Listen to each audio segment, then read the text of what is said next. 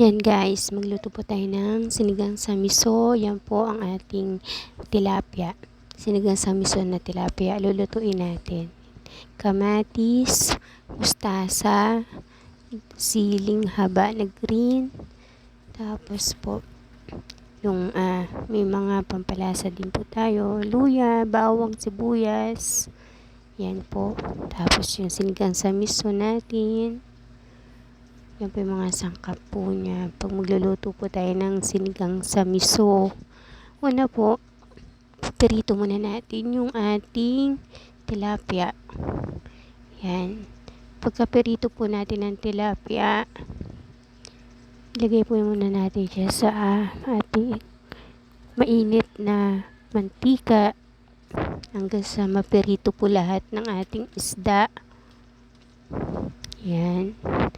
Pirituin po muna natin silang mabuti hanggang sa maluto lahat ng mga isda bago po natin siya isigang.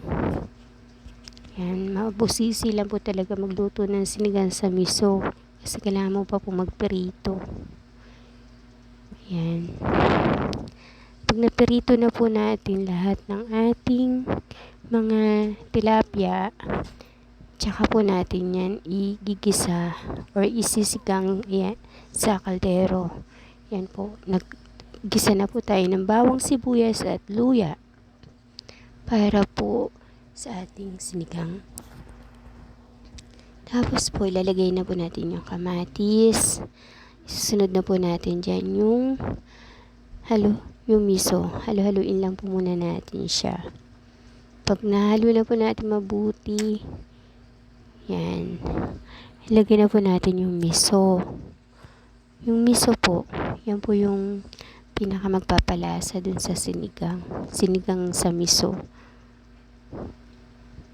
Yan, halo-haluin lang po natin siya hanggang sa maluto yung miso. Pagkatapos po, lalagyan natin yan ng tubig. Yan po. Nilagyan na po natin siya ng tubig. Halo-haluin lang po natin hanggang sa humalo sa tubig yung miso. Pag po, antay lang po natin kumulo yan. Pakuluan lang po natin siya. Pag kumulo na po yan, pwede na po ilagay yung mga isda. Yan po. Malapit na po yung kumulo, kaya ilalagay na po natin isa-isa yung tilapia na isda. Para pag kumulo po siya, yung mga gulay na lang po ilalagay natin. Kasi mabilis lang naman po yung kumulo. Yan. Lagyan na po natin lahat ng isda na pinirito natin kanina. Yan. Nalagay na po lahat ng tilapia. Pag nailagay na po siya, antay lang po natin yung kumulo. Yan. Nalagay na po lahat ng isda. Malapit na pong kumulo yan. Halu-haluin lang po natin hanggang sa mahalo po siya sa ilalim. Yan. Malapit na pong kumulo yung ating sabaw. Pag kumukulo na po yan, ilalagay na po natin yung gulay. Yan. Lagay na po natin yung ating mustasa na gulay. Pagkalagay po natin ng mustasa na dahon, yung pinakagulay po natin, antayin lang po natin yung kumulo. Pati yung sili na green, isasabay na po natin yan. Ilagay po, haluin po natin hanggang sa umilalim po yung mga dahon para po pag kumulo po, maluto po siya agad. Kasi yung isda naman po natin, luto na yun eh. Kaya haluin po natin sa ilalim yung gulay. Ilagay na rin po natin yung pampalasa, yung pang sinigang sa miso, sinigang mix para po maasim siya.